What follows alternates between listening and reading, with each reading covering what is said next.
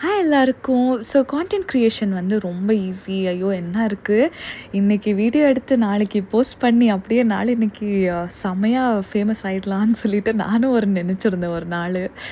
And அதை நினச்சி தான் யூடியூப் சேனல்லாம் ஓப்பன் பண்ணி அப்படியே வீடியோஸ் போடலான்னு நினச்சிருந்தேன். பட் ரொம்ப ரொம்ப ரொம்ப டஃப்புங்க.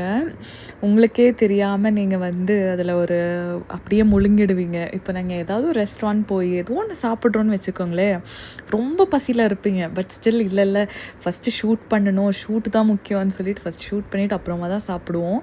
அந்த மாதிரி தான். நான் ஒன்றும் பெரிய கான்டென்ட் க்ரியேட்டரெல்லாம் ஒன்றும் இல்லை, சும்மா அப்படியே கையில் வச்சு தான் ஷூட் பண்ணுறேன்.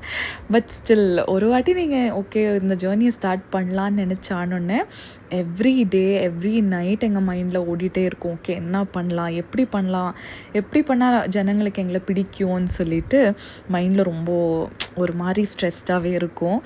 ஸோ இதே மாதிரி நானும் வந்து கான்டென்ட் க்ரியேஷன் ஸ்டார்ட் பண்ணியிருக்கேன். பட் அது ஒரு சந்தோஷம் கிடைக்குங்க. என்னவோ தெரில, எங்களை நாங்களே ஷூட் பண்ணி அதெல்லாம் எடிட் பண்ணி வாய்ஸ் ஓவர் எல்லாம் கொடுத்து ஜனங்க வந்து அந்த வீடியோவை பார்த்து அந்த வீடியோக்காக சப்ஸ்கிரைபர்ஸ் வருவாங்க இல்லைங்களா? ஸோ அதெல்லாம் பார்த்துட்டு ஓகே எங்கள் வீடியோவும் யாரோ லைக் பண்ணுறாங்க, யாரும் எங்கள் வீடியோ டெய்லி பார்க்குறதுக்காக சப்ஸ்கிரைப் பண்ணுறாங்கன்னு சொல்லிட்டு ஒரு குஷி கிடைக்கும். ஸோ அந்த குஷியே போதும்னு தோணுங்க சில வாட்டி.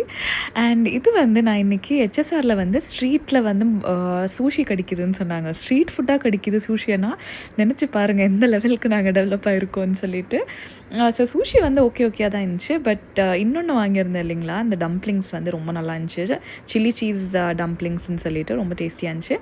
அண்ட் அது ஆனோடனே என் ஃப்ரெண்டு வந்து இந்த ஏரியாவில் வந்து இந்த இரானி சாய் வந்து ரொம்ப ஃபேமஸ்ன்னு சொல்லிட்டு வந்தே ஆகணும் இன்றைக்கி என்னதான் ஆனாலும்னு சொல்லிட்டு ஃபோர்ஸ் பண்ணி அழைச்சிட்டு போனாங்க. நான் வந்து டீயே குடிக்க மாட்டேன்.